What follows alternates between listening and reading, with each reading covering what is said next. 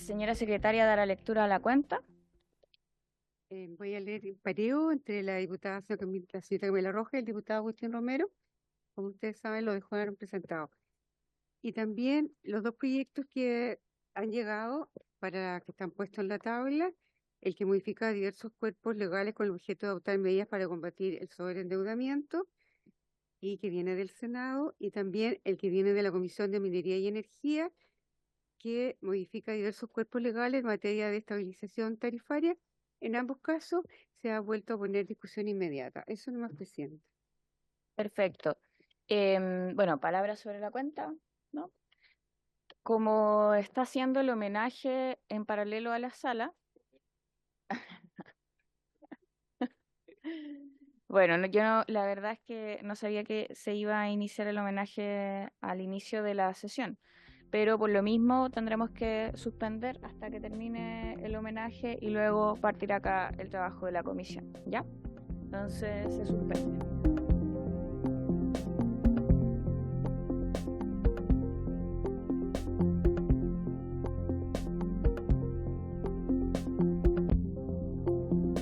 Dado que tenemos, y eso ya le conversamos a los diputados, esta sesión termina a las 12:30 y tenemos dos proyectos de ley, entonces es complejo no continuar con la sesión, pero de todas formas queríamos partir con un tema que nos plantearon los trabajadores de la Tesorería General de la República, que en realidad son propuestas que ellos tienen para que podamos conversarla y discutirla en el marco del pacto fiscal. Nosotros hoy día tenemos dos proyectos, así que no los podemos escuchar en la comisión misma, pero sin embargo vamos a hacer llegar a cada uno de los diputados sus planteamientos, están acá en este documento, lo vamos a hacer entregar a los parlamentarios de la Comisión de Hacienda y así también poder recoger sus visiones. Respecto a esa discusión, lógicamente es parte de los proyectos de ley que hemos estado debatiendo y discutiendo, así que también son bienvenidas sus propuestas. Perfecto, y muchas gracias por venir a dar sus aportes también. No sé si algún diputado también se quisiera referir a ese punto. Diputado Jaime, no, si no es audiencia, no, sí, sí. Diputado Jaime Sáez. Gracias, presidenta. Yo agradezco el esfuerzo que hace la Asociación de Funcionarios de Empleados de la Tesorería General de la República y junto con ello me parece muy oportuno que además estén las autoridades del Ministerio porque la Tesorería es uno de los servicios que son clave yo creo, en este esfuerzo que se está haciendo de generar un sistema un poco más holístico en cuanto a cómo recaudamos, a cómo cumplimos con nuestras obligaciones y finalmente también cómo podemos terminar traduciendo todo eso en servicios para la ciudadanía, en mejor calidad de vida, en ir dando cuenta de las diversas necesidades que tenemos como país. Entonces creo que en este esfuerzo que se está haciendo por fortalecer de manera importante al Servicio de Impuestos Internos, al Servicio Nacional de Aduanas, también a los tribunales tributarios aduaneros, creo que es muy relevante que también se pueda tener en perspectiva el rol que cumple la Tesorería General de la República, su importancia, eh, el hecho además de ser una institución que en términos generales trabaja de una manera muy profesional, una institución bien evaluada en general por la ciudadanía. Creo que es relevante que si no se va a poder abordar dentro del pacto fiscal, a lo menos si hay un compromiso explícito del gobierno en torno a la ley de presupuesto del 2025 para que exista una mejora en las condiciones de equipamiento, de tecnología y también eventualmente dotaciones si es que fuese necesario, así como los temas de ascensos en la carrera funcionaria, etcétera. Creo que tiene que haber un espacio para poder fortalecer este servicio y en ese sentido la propuesta que ellos entregan es de alto valor y debería ser considerada para esta discusión o bien para las que vienen en adelante. Muchas gracias a ustedes por el aporte, diputado Bianchi. Muchas gracias, presidenta, ministro, subsecretaria y bueno, y a quienes efectivamente representan a las funcionarias y funcionarios de la Tesorería General de la República. Saludarla y saludarlos a todos. Presidenta, una discusión parecida tal vez tuvimos hace un tiempo atrás cuando estábamos tomando en consideración la importancia de la recaudación que tienen a través de los funcionarios del Servicio de Impuestos Internos. Y aquí no es muy distinto, aquí es exactamente lo mismo, la línea de que todas las propuestas que el Ejecutivo nos ha traído dicen o tienen directa relación con la búsqueda del éxito de estas propuestas, pero solo por la vía de lo que van a lograr los propios funcionarios. O sea, aquí la labor de la funcionaria y los funcionarios es vital, es fundamental. Por eso yo entiendo, igual que el diputado Sáez, que si bien no se va a discutir dentro de la discusión que estamos teniendo ahora, entiendo que en los próximos meses sí el Ejecutivo recoge parte de las propuestas o todas las propuestas que aquí nos están presentando, y eso a nosotros por lo menos nos da la tranquilidad de que se puede lograr exitosamente las propuestas que nos ha traído el gobierno con respecto a los logros que las instituciones de aduana, el Servicio de Impuesto Interno, la Tesorería, etcétera, pretenden lograr, pero esto pasa sin duda alguna por un mejoramiento en las condiciones laborales de las funcionarias y los funcionarios.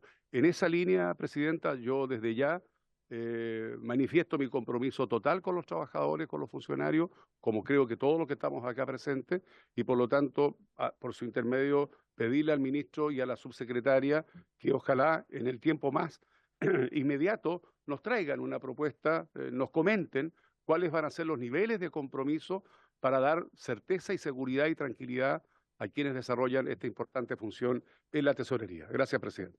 Perfecto. Subsecretaria. Presidenta, por su intermedio, señalar que bueno, estamos tramitando el proyecto de ley de cumplimiento de obligaciones tributarias. Como parte de ese proyecto de ley hay todo un fortalecimiento a la administración tributaria, no solo al Servicio de Impuesto Interno. Y de hecho, en el informe financiero y en los artículos transitorios que vamos a revisar cuando llegue esa etapa de la tramitación del proyecto de cumplimiento tributario, van a poder dar cuenta que en lo que respecta a tesorería, no solo hay recursos por aumento de dotación, que también impacta a los actuales funcionarios cuando hay carga de trabajo, el hecho de tener nueva dotación. También hay un ítem de fortalecimiento institucional que lo que busca es considerar la movilidad de los funcionarios actuales, tanto a nivel central como a nivel regional. Entonces, eso lo podemos ver porque son parte de los artículos transitorios del proyecto de ley de cumplimiento de obligaciones tributarias. Muchas gracias, subsecretaria. Entonces quedamos a eso. Ya. Recién vamos, ¿sí?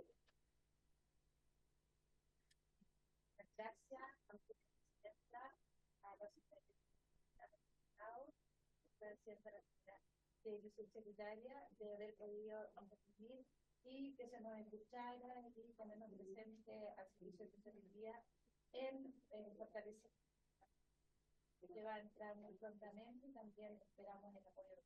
Perfecto, muchas gracias. Perfecto, gracias. Ya. Sí, diputado Mellado. Sí, las asociaciones de la Fitch nos pidieron si podíamos pedirle a ustedes que pudieran estar presentes también en la tramitación de la votación de esta tarde. ¿Estuvieran acá? ¿Se pudieran tener? ¿Se puede? No, no hay problema. Como público. Ya, perfecto. Sí, los podemos entonces recibir ahí como público, ¿ya? No hay problema. Entonces, vamos a partir ahora con el objeto de la sesión.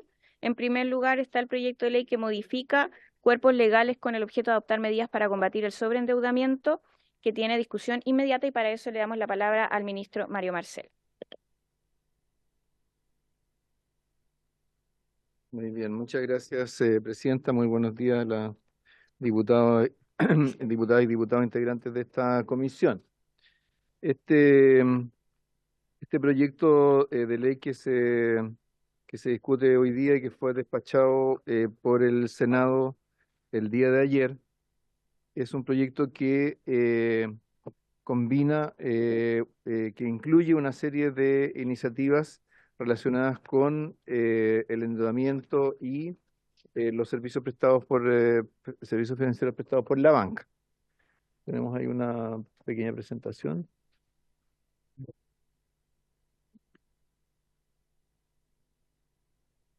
Ya. Ok, entonces este proyecto, como se señala ahí,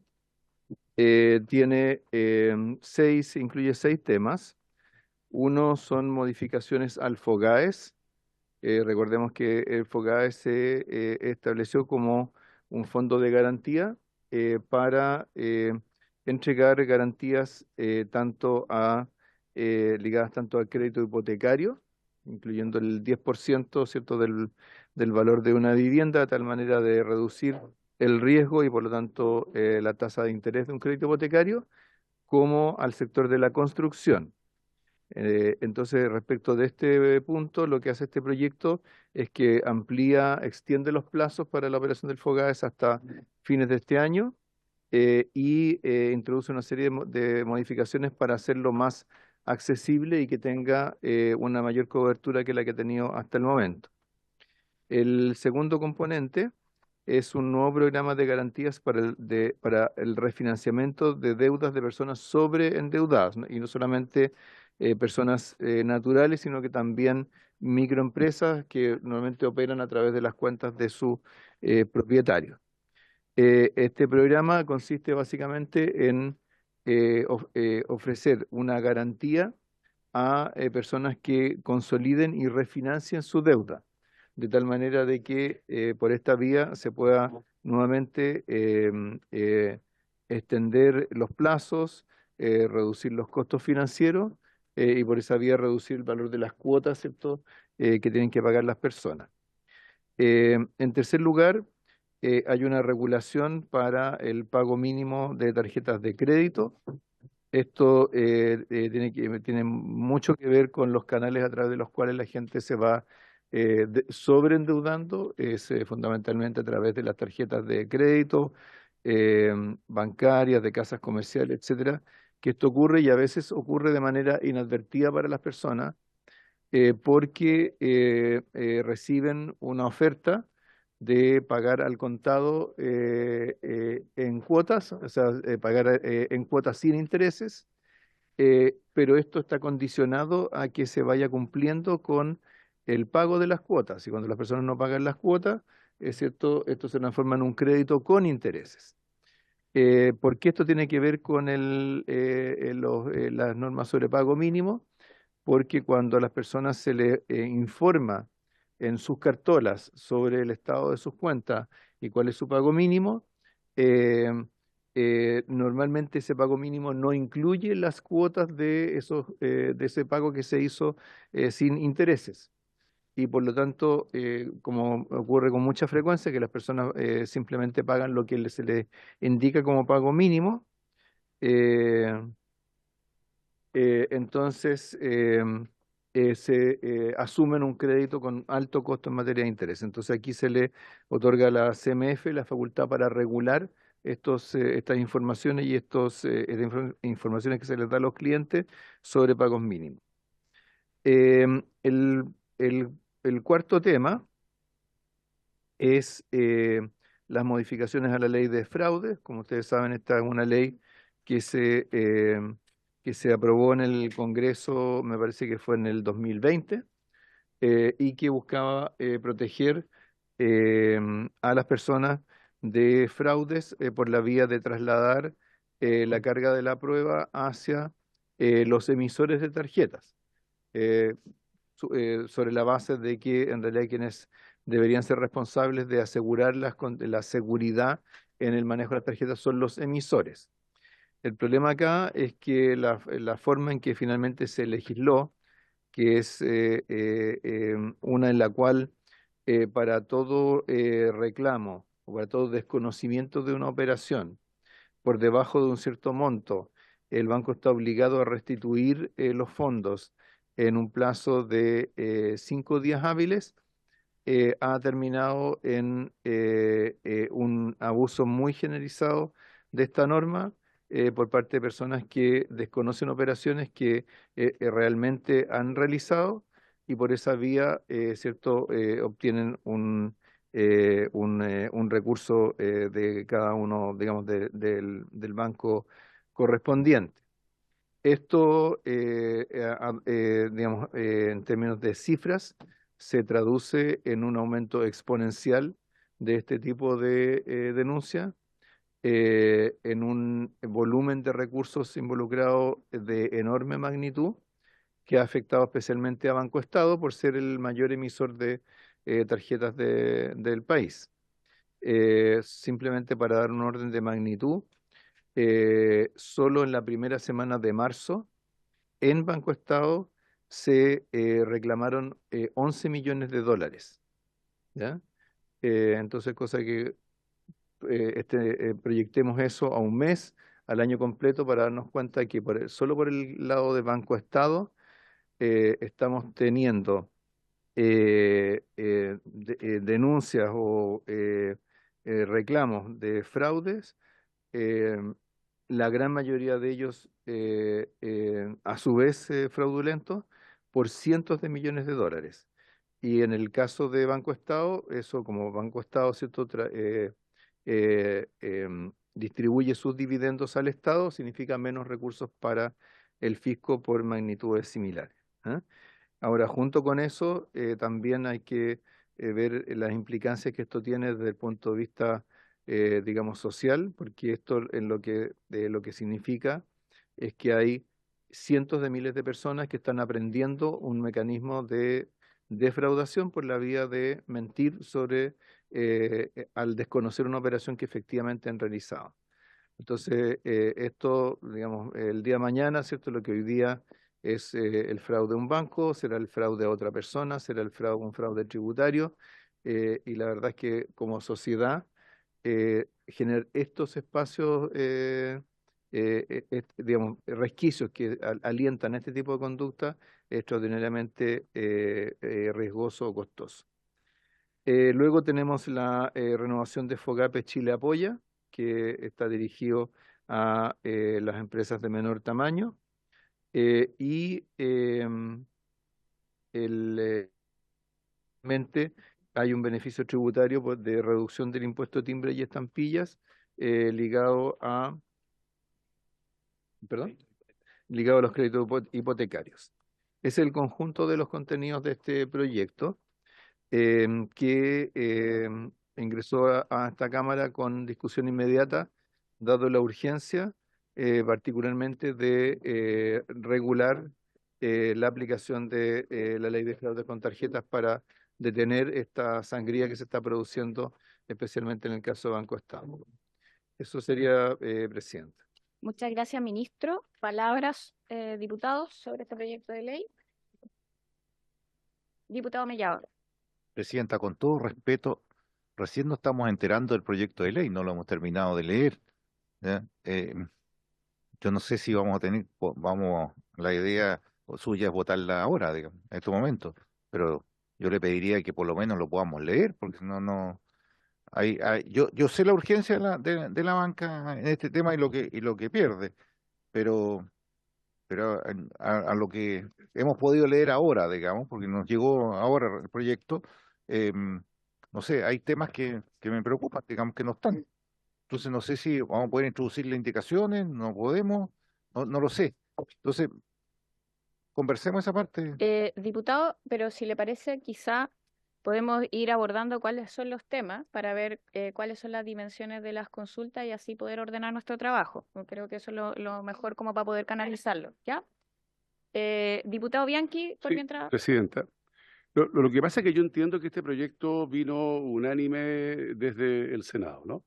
Y por lo tanto aquí se pretende, de buena manera, que nosotros repliquemos lo que hizo el Senado. Pero hay dudas, como lo dice el diputado Mellado. Entonces, nos parece que a lo menos, entendiendo que tiene la urgencia, que tiene la importancia, a mí, por ejemplo, acá se me plantea que el proyecto que estamos viendo, que modifica la ley de uso fraudulento de tarjetas de crédito y débito, por ejemplo, se exige una declaración jurada de quién fue víctima de un fraude, en la cual debe expresar incluso el medio del cual se realizó el fraude, entre otras. Bueno, a nosotros nos parece que esta referencia es muy exigente para una persona que fue víctima de un fraude. Y estamos poniendo un ejemplo.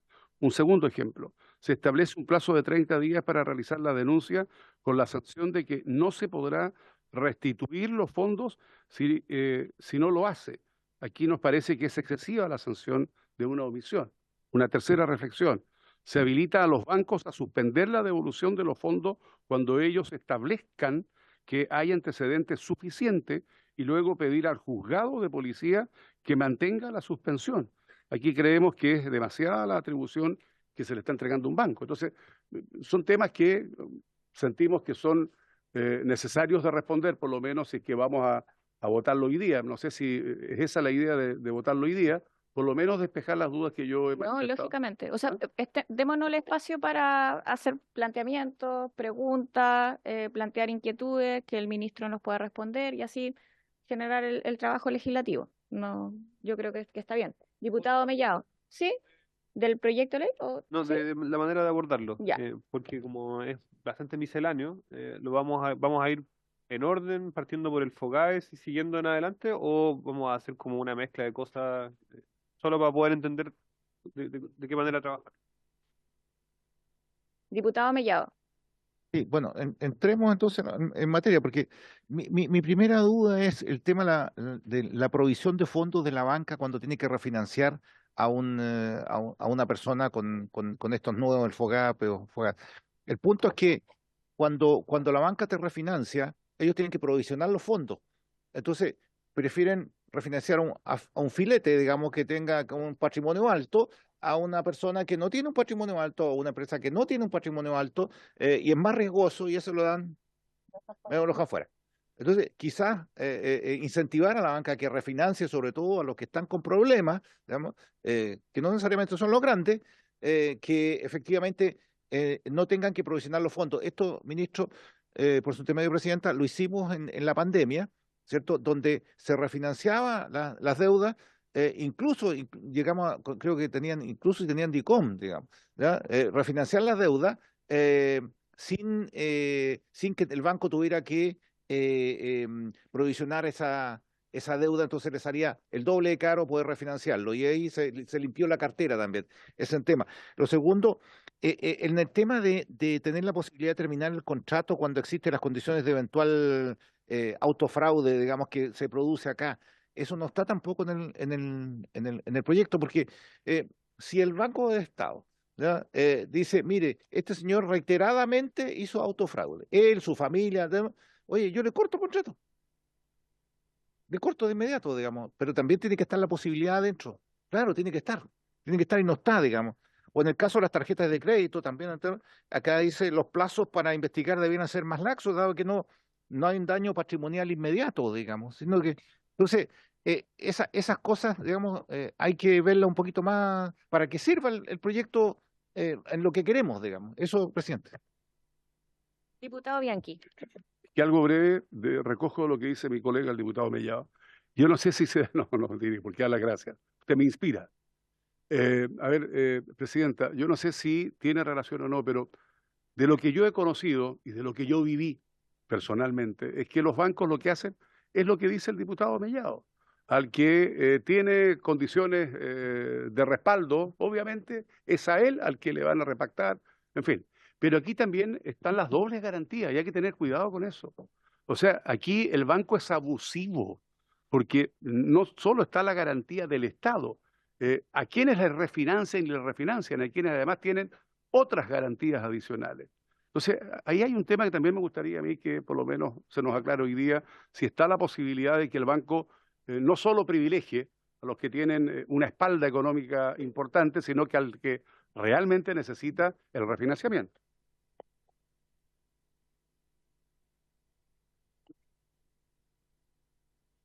Perfecto. ¿Alguna otra consulta más de los diputados? ¿No? Ministro. Gracias, presidenta.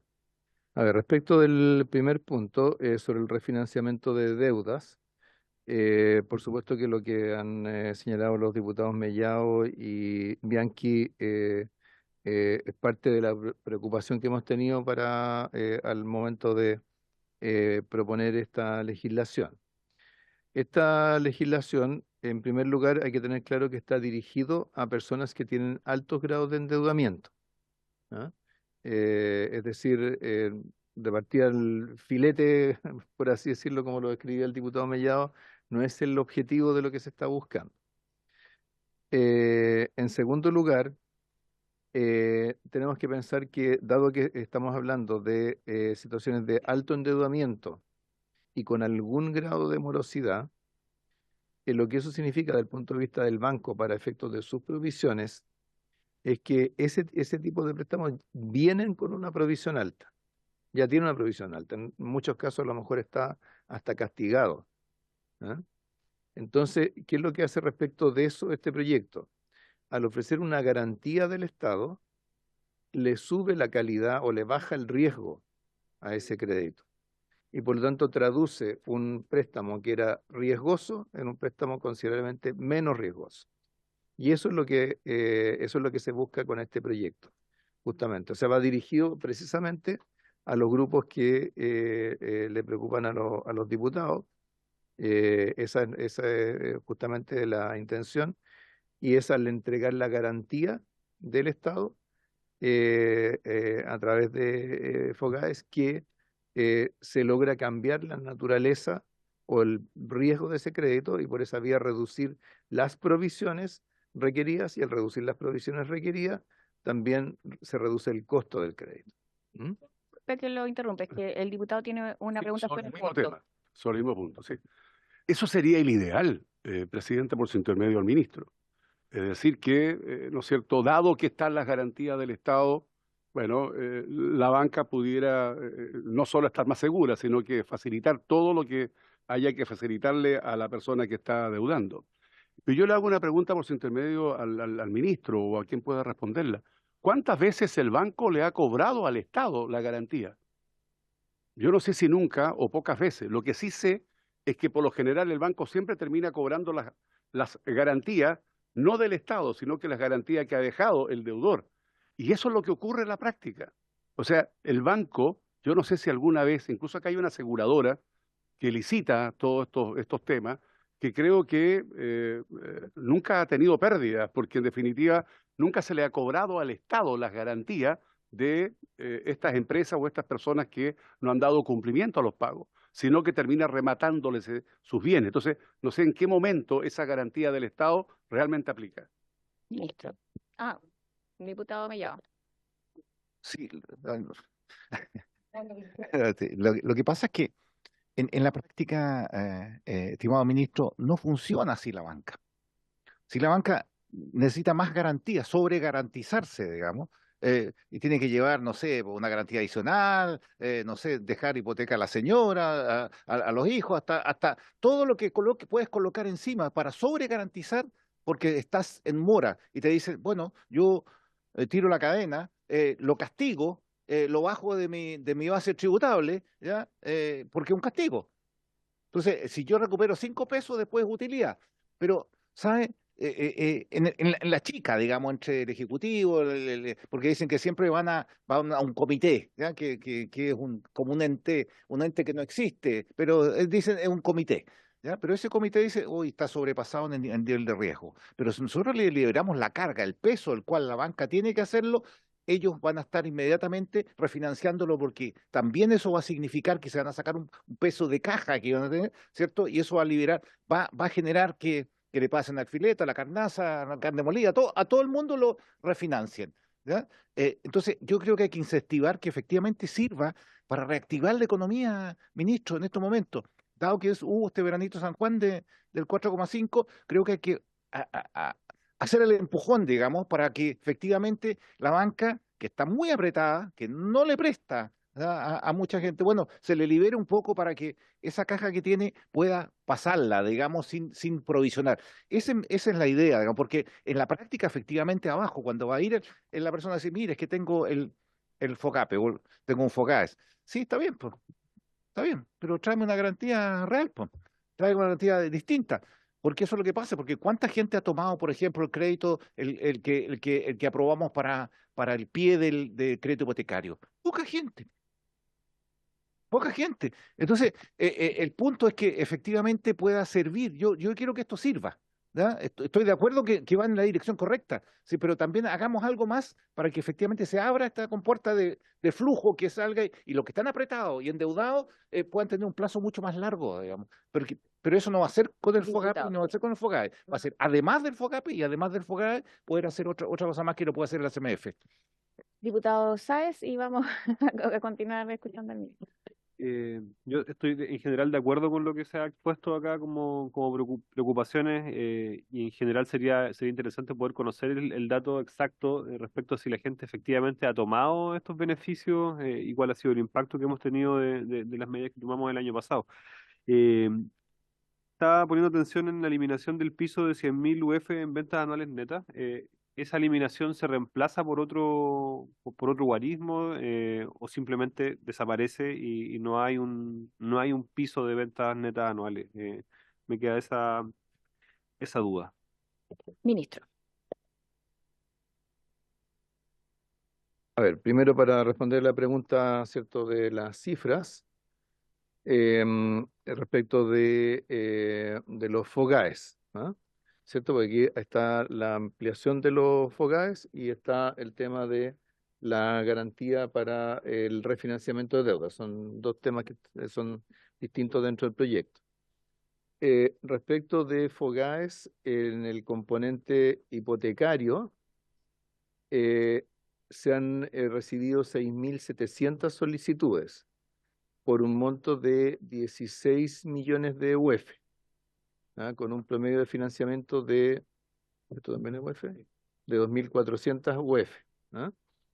Esto está por debajo de lo que se estimó inicialmente y justamente esa es una de las razones por las cuales ahora están flexibilizando los requisitos para que pueda ampliar su cobertura.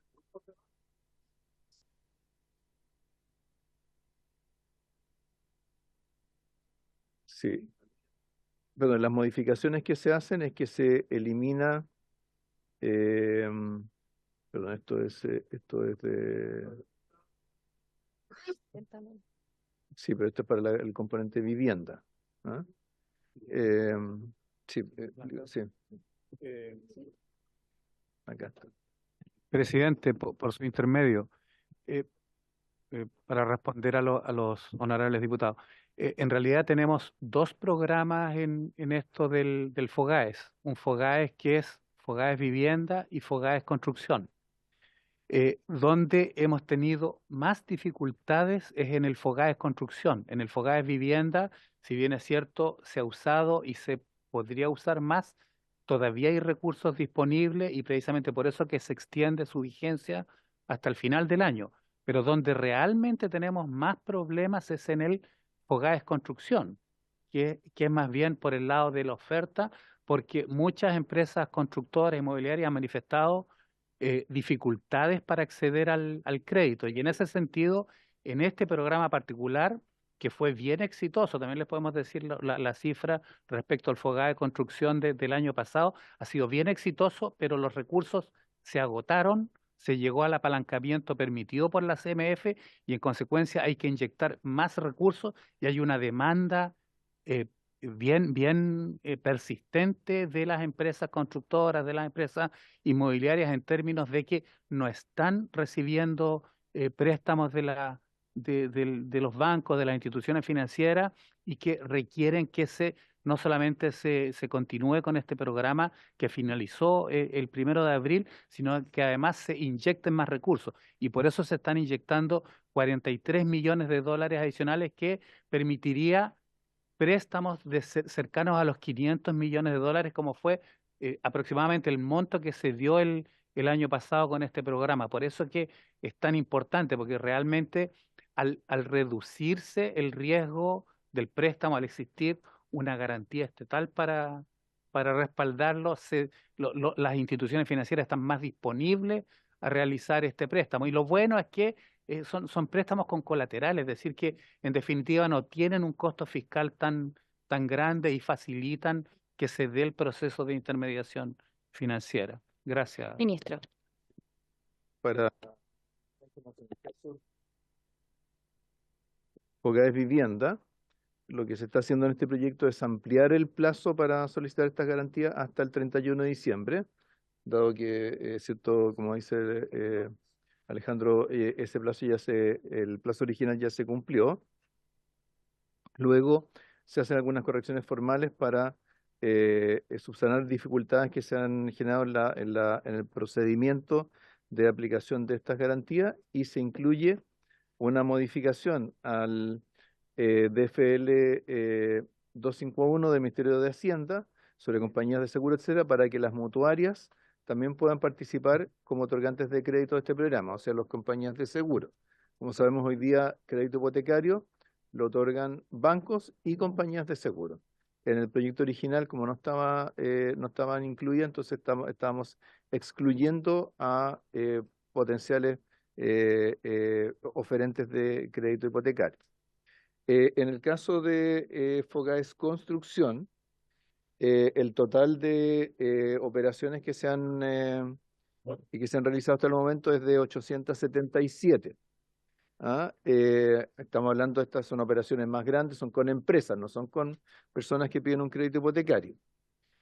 De hecho, son 350 las empresas que han accedido a créditos con esta garantía para 877 operaciones. O sea, hay empresas que han tenido más de una operación. El financiamiento ha sido de 8 millones de UF y la garantía ha sido de 5,5 millones de UF en total. Entonces, en el caso de este programa Fogaes Construcción, lo que el proyecto está haciendo es eliminar el piso de 100.000 UF de ventas anuales netas, o sea, permitiría acceder a empresas constructoras más pequeñas. En segundo lugar, para proyectos comandantes públicos, no se consideraría el tope superior de 1 millón de UF, pudiendo otorgarse también boletas de garantía y aumenta el porcentaje de garantía en 10% por cada tramo, porque aquí había, es cierto, está estructurado en tramos esta garantía. Ahora, para volver a la pregunta anterior sobre el rol de las garantías, tenemos que tener claro que los créditos de consumo son sin garantía, ¿cierto? Por definición.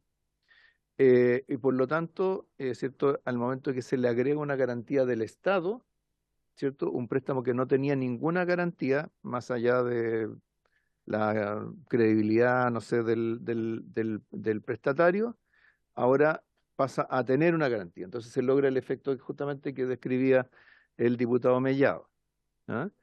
En el caso de créditos comerciales, pueden tener alguna garantía por parte de las empresas correspondientes, pero a eso nuevamente se le agrega una garantía del Estado. Ahora él preguntaba por la ejecución de las garantías. Desde la pandemia en adelante, ¿cierto? Se ha usado mucho más activamente este mecanismo de garantía. Antes, previamente, ¿cierto? Existía FOGAPE, pero un programa mucho más dirigido a pequeñas empresas, era un programa a una escala muy pequeña. Eso se amplió sustancialmente durante la pandemia. Eso dio lugar, ¿cierto?, al FOGAPE, creo que se llama FOGAPE COVID, me parece, ¿ah? FOGAPE reactiva. Y por esa vía se logró que el crédito tuviera un comportamiento contracíclico, o sea, en un año en que la economía tuvo una gigantesca contracción, el crédito se expandió y se expandió fundamentalmente hacia empresas pequeñas y medianas. En este momento, justo este mes, se cumplieron los 4 años desde que se iniciaron esos programas. Y por lo tanto, a partir de ahora se están venciendo los plazos de créditos que se otorgaron con ese mecanismo. Entonces, en términos de ejecución de las garantías, todavía la muestra que tenemos es muy pequeña. Pero lo que sí está claro es que en términos de la capacidad para generar más crédito en un momento bien crítico, efectivamente eso operó. Pero nuevamente, o sea, esto lo que apunta es precisamente al tema que plantea el diputado Mellado, o sea, que clientes que son vistos como riesgosos y a los cuales, ¿cierto?, el banco no le otorgaría más crédito ni le refinanciaría nada, por el hecho de agregarle una garantía del Estado, ese refinanciamiento se hace posible. Y en la medida que ese refinanciamiento permita menores tasas de interés y plazos más largos y por lo tanto permita reducir las cuotas, la carga financiera, es decir, la relación entre el servicio de la deuda y los ingresos del hogar, se reduce y se vuelve mucho más viable cumplir ¿cierto? Con esos compromisos. Las otras preguntas me parece que son todas relacionadas con el tema de fraude con tarjeta. Entonces, primero, a ver, el tema del término del contrato, ¿ah? O sea, si en el fondo si el banco le puede cerrar una cuenta, ¿cierto? A una persona que ha estado efectuando o estado defraudando por la vía de estas denuncias falsas. Esto se discutió en el Senado y lo que vimos ahí es que de acuerdo a la ley y a diversos dictámenes y pronunciamientos, especialmente de la Fiscalía Nacional Económica, la situación actual es que un banco puede cerrar una cuenta bancaria siempre que sea por incumplimiento de alguna de las cláusulas del contrato de adhesión. ¿M? Y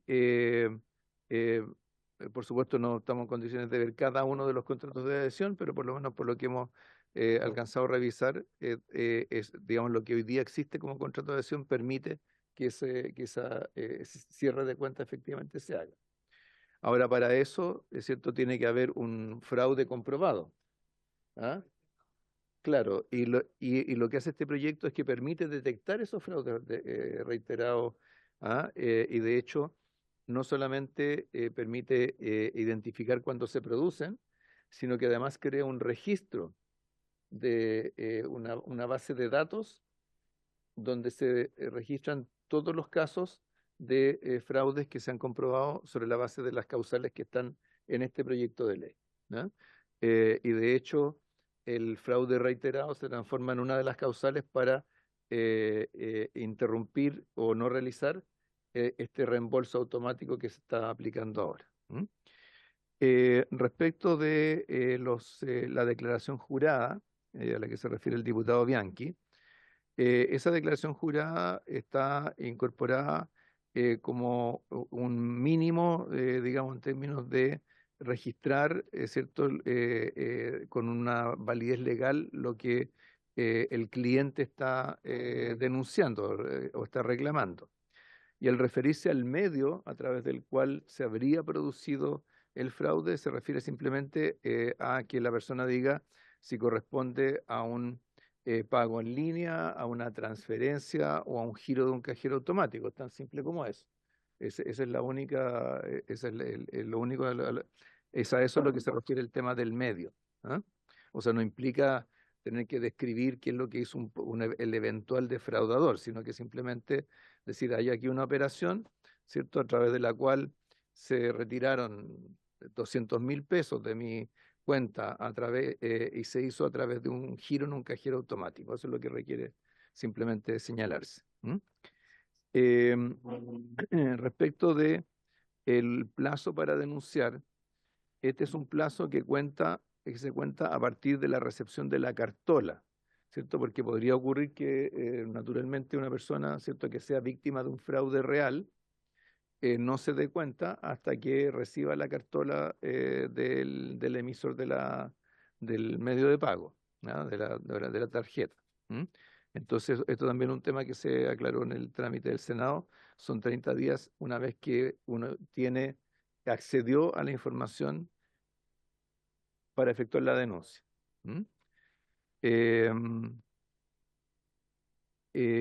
Yo diría eso hasta aquí con las preguntas que se habían hecho. No, ministro, por su intermedio, presidenta, ¿nos puede hacer un paralelo entre lo que hoy está en el tema de fraude y lo que estamos corrigiendo en el tema de los plazos, en el tema de, dando un ejemplo en el sentido de que una persona que ahora incluso he visto algunos en Instagram y en otras redes sociales, oye, van a cambiar la ley, aprovecha ahora con hacer el tema del fraude, digamos. Entonces, ¿qué es lo que ha cambiado clarito, digamos, para ver cómo mejoró este tema para...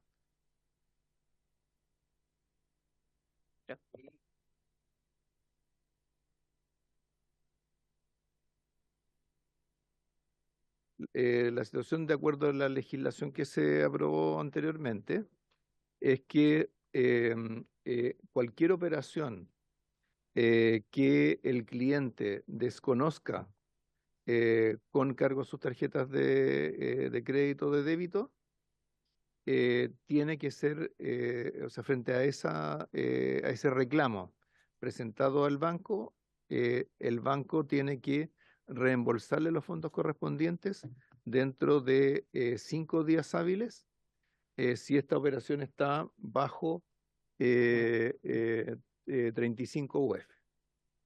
¿Ya? Entonces, eso significa que la persona no tiene que hacer ninguna otra cosa más que concurrir al banco y decir, hay esta operación que yo la desconozco. ¿Ya? Como describe el diputado Mellado, esto ha dado origen a que no solamente haya gente que esté planteando que hay que apurarse en aprovechar este mecanismo, sino que hay verdaderos tutoriales, ¿cierto?, que circulan por las redes sociales, en que dice, mira, tú lo que tienes que hacer es que depositas en tu cuenta RUT, depositas 400.000 pesos, a continuación vas a la ventanilla correspondiente del banco y dices que desconoces esa operación y te van a devolver los 400.000 pesos. ¿Ya? O sea, giras los 400.000 pesos, después, ¿cierto? Te vas a la otra ventanilla, dices yo desconozco este giro y le tienen que devolver los 400.000 pesos dentro de un plazo de 5 días. ¿Ya? Eso es lo que existe hoy día. Entonces, frente a eso, ¿qué es lo que se cambia? Primero, se cambian los plazos. ¿Ah? Los plazos se cambian a 10 días hábiles en términos generales y 15 en el caso de giros de cajero automático. ¿Ya?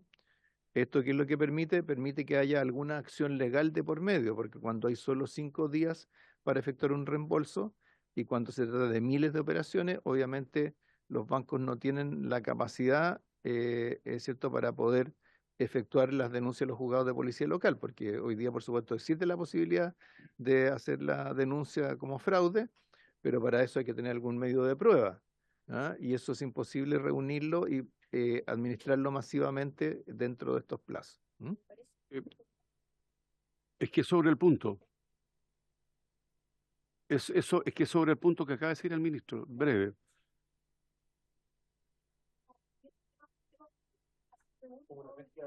Sí.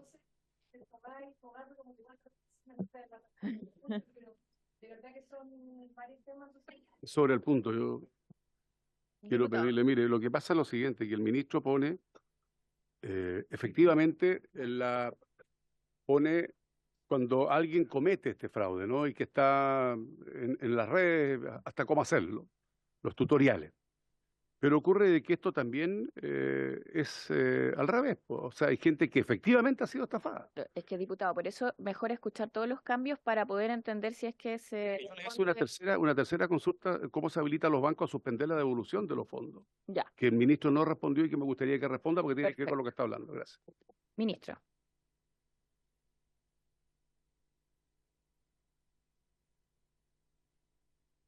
El contraste con la situación actual. Entonces, frente a esto, lo que hace el proyecto es que primero extiende estos plazos.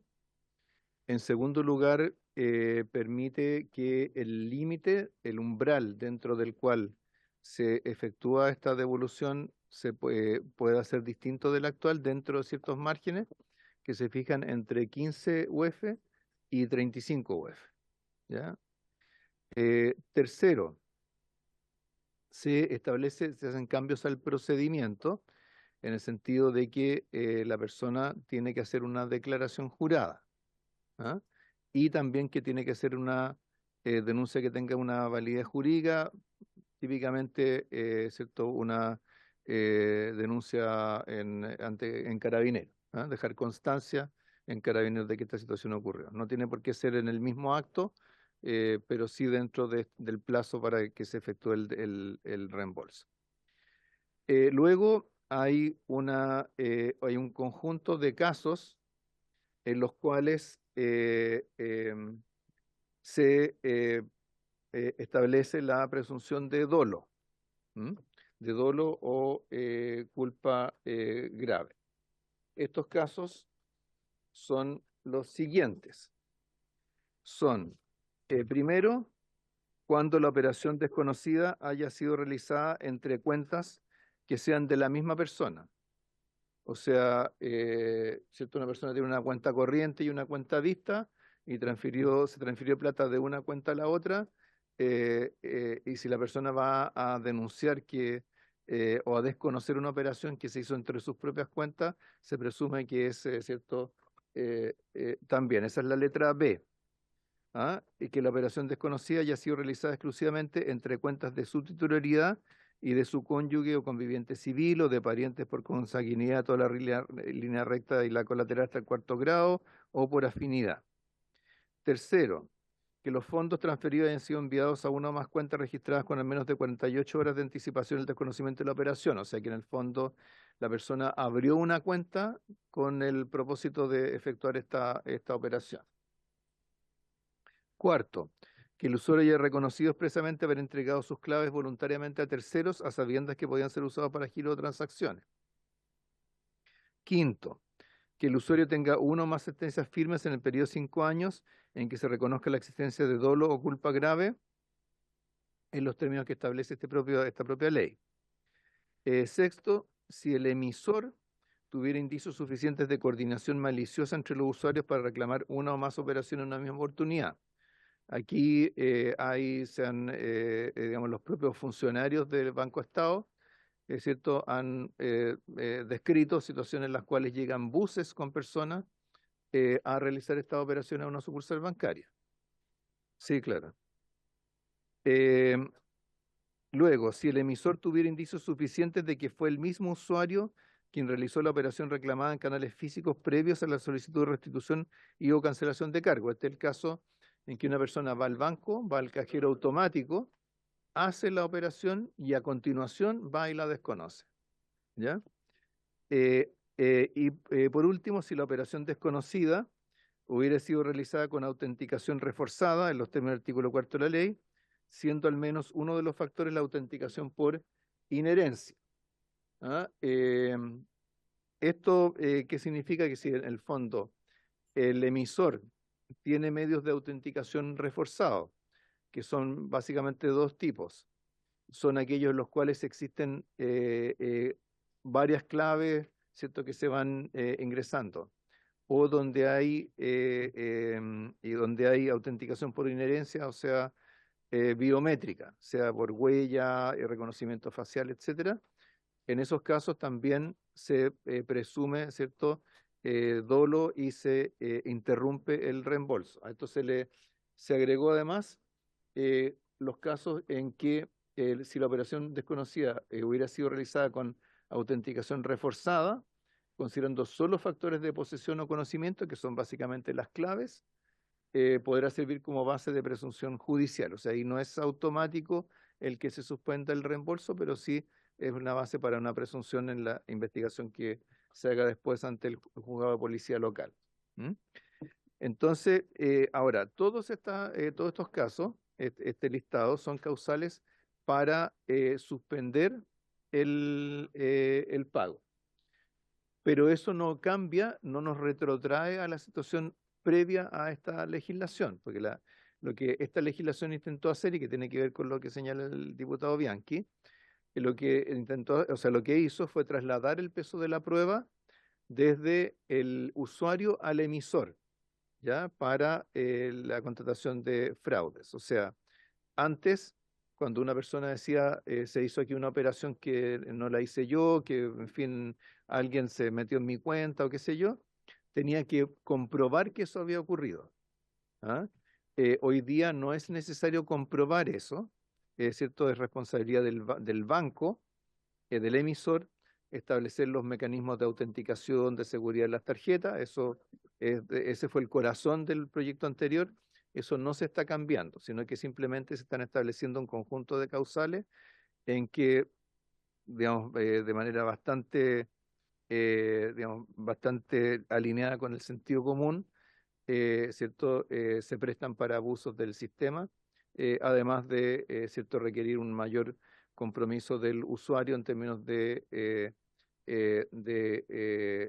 el peso de lo que está declarando que ocurrió, ¿cierto?, con su cuenta o con los giros que se le hicieron. ¿Mm? Aquí. Lo que pasa, Presidenta, es que hay un informe de la Corte Suprema de ayer en esta materia, en donde se levantan algunos puntos respecto al procedimiento que se está acá proponiendo. Entonces, yo creo que eso también hay que tenerlo a la vista, ¿ah? Aquí, por ejemplo, la Corte además agrega, no se aprecia, dice, una regulación procedimental uniforme que comprenda la tramitación completa de la demanda, sino que se entregan algunas reglas para trámites específicos, etcétera, etcétera, etcétera. O sea, aquí queda el banco con una atribución que no me parece razonable. La plata, más allá de que luego se compruebe si es un fraude o no, la plata sigue siendo de la persona, ¿no? Y por lo tanto, el banco es el que decide quedarse con el dinero, no devolver esos dineros tal cual está el día de hoy. Yo estoy por defender efectivamente el que esto sea justo, que sea razonable, pero que no se empodere como se está empoderando la decisión final del banco. Y sobre esta materia, repito, hay antecedentes que en el día de ayer efectivamente hizo ver la Suprema. Ministro. Sí, Presidenta. Efectivamente, en la tramitación de este proyecto, la Corte Suprema entregó sus observaciones y esas observaciones fueron usadas para las indicaciones que se hicieron durante la tramitación en el Senado, ¿no? Entre las cuales están justamente los temas que menciona el diputado Bianchi, ¿no? Así que en eso yo creo que hay que ser bien claro. O sea, aquí se escuchó a la Corte Suprema, a la Comisión para Mercados Financieros, por supuesto a los emisores, pero tanto respecto de la Corte Suprema como el Ministerio Público, las observaciones que ellos hicieron se recogieron acá, ¿ah? Respecto del procedimiento, que es el caso particular que cita el diputado Bianchi, eso está recogido en el articulado tal como está hoy día en el proyecto, ¿ah? Efectivamente, en el proyecto original era más escueto en términos de los procedimientos. Ahora se hizo el diseño, se reguló de manera más precisa todo ese proceso. No sé si los asesores lo pueden explicar más en detalle, pero efectivamente esa fue una observación que se recogió. ¿Mm? Mira, estamos igual como complicados con los tiempos, nos quedan 15 minutos para tener que levantar la sesión, entonces, si les parece, podemos proceder a la votación del proyecto y así diputado Bianchi. O sea, yo no tengo ningún problema en votarlo, entiendo la urgencia que tiene, salvo en el punto que he hecho mención. Yo pediría votación por separada solo para abstenerme. Solo para ese tema. Solo para ese tema. En todo lo demás no tengo ningún problema. ¿Cuál artículo sería ese? Como para ¿Cuál artículo es? el 5 bis. Creo que es el 5 bis, sí, Ya. sí, pero ahí me lo van a... ¿Es el 5 bis? ¿No? ¿Cuál? Sí, no, por supuesto.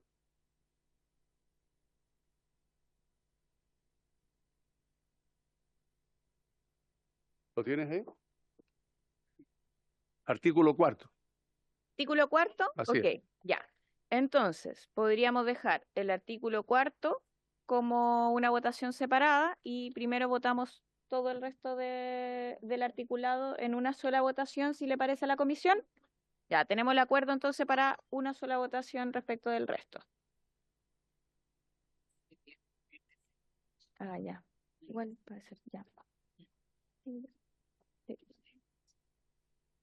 Se apagó. Le estoy Presidenta, preguntando a la voy a secretaria. aplicar una cuestión Ujú. reglamentaria. El Poder Legislativo cumple con enviar el proyecto de ley cuando lo dice así, la propia Constitución, cuando se trata de atribución o competencia. Ahí, en ese caso, la Corte Suprema tiene que informar. Solo informar si la Cámara, en este caso, o el Senado, cumplió el trámite respectivo, que es enviar para emitir opinión. Sin embargo, todo aquello que la Corte Suprema agrega como para mejorar el proyecto no es obligatorio para el Ejecutivo. Es para que lo tengan claro, ¿sí? Es solamente cumple con el trámite cuando envía el proyecto para informar, ¿sí? Eso, sí. Y en caso, ya, porque en caso que se rechace el artículo y se rechace en la sala, recuerden que iría a tercer trámite. Por eso, Ya. eso. Entonces lo ponemos en votación. Primero, el articulado sin el artículo 4, ¿cierto? El Ya, resto del ok. artículo. Perfecto. Perfecto, ya. Ya, perfecto. Diputado Barrera, el resto del articulado. A favor. Señor Bianchi, A favor. señora Cid, señor Mellado, A favor, pero quiero pedirle al Ejecutivo que si el tema se ralentiza, vean el tema de de la provisión de fondos en la banca para que fluya el crédito fácilmente. diputado Naranjo, A favor. diputado Ramírez no está, diputado Rojas, diputado Romero están peleados. Señor Sáez, A favor. eso no está. Diputado Formiolembo, presidenta, A favor. ya. 1, 2, 3, 4, 5, 6, 7, 8. Todo el resto del artículo unánime. Y ahora entonces la votación separada. Ahora la votación separada. Ya. ¿Sí, Señor ministro? Barrera, El ministro me pidió una palabra para ya. aclarar el punto. El artículo 4 que se refiere a la ley de fraude con tarjeta. Claro. ¿Sí? Dentro del artículo 4, el procedimiento donde está recogido es en el artículo 5 bis. Es el numeral cuarto del artículo. Claro, el numeral cuarto que introduce el quinto bis, exactamente. Eso es. Ya, Claro, eso es. ya, está bien, está bien. ¿Ya? Sí. Entonces, ¿cuál sería? Ya. Sabía que había uno separado. Pero, ya, ok. Llego tarde, sí que no le haga caso. No, pero espera. Diputado. Entonces, ¿hacemos la votación separada del artículo? Perfecto.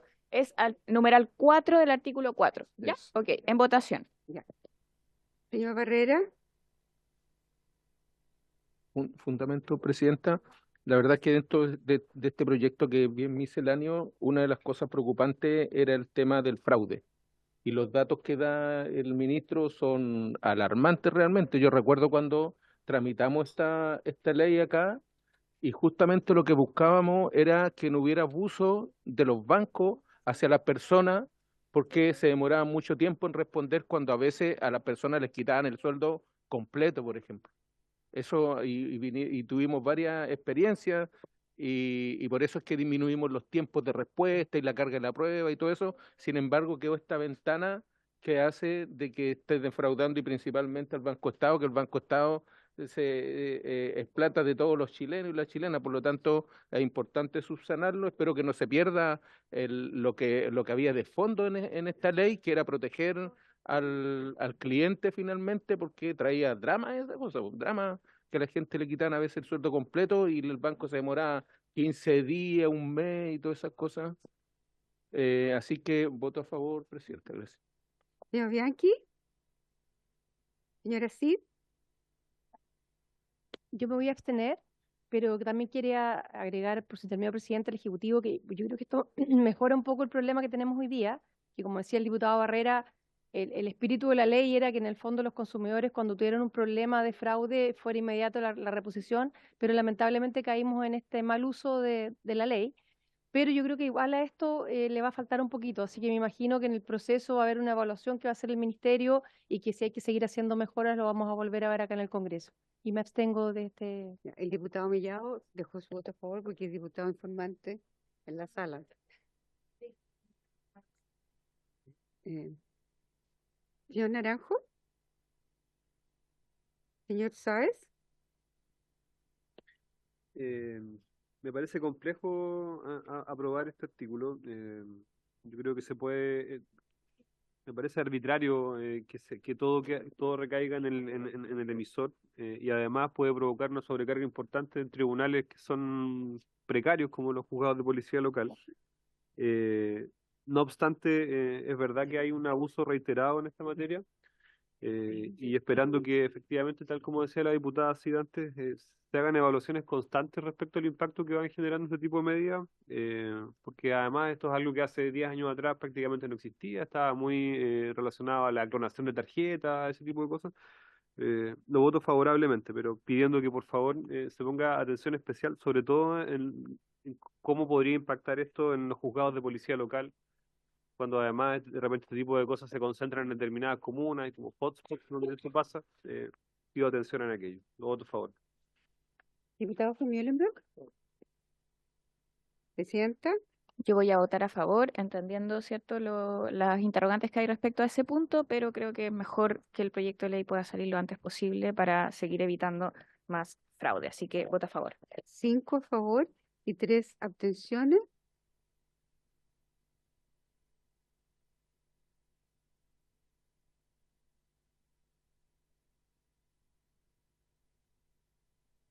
Queda entonces como diputado informante y se despacha a sala el proyecto de ley. A votarlo Como, ahora en sala.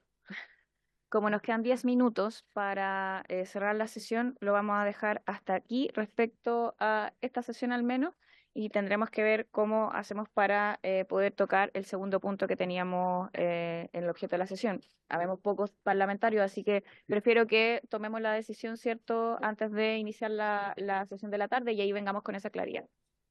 Sí, Que puedo- en el fondo, que podamos conversar antes de iniciar la sesión de la tarde, cómo lo hacemos para poder reagendar el proyecto de ley que teníamos hoy en tabla, que era el de energía. Sí. ¿Sí? Ya. Pero no es posible, Presidenta, disculpe, que podamos abordar ese proyecto de 3 a 4, 4 y media y de Veámoslo despacharlo ahí. terminando la sesión, esta sesión, para poder levantarla. ¿Ya? Por haberse cumplido el objeto de la sesión, se levanta.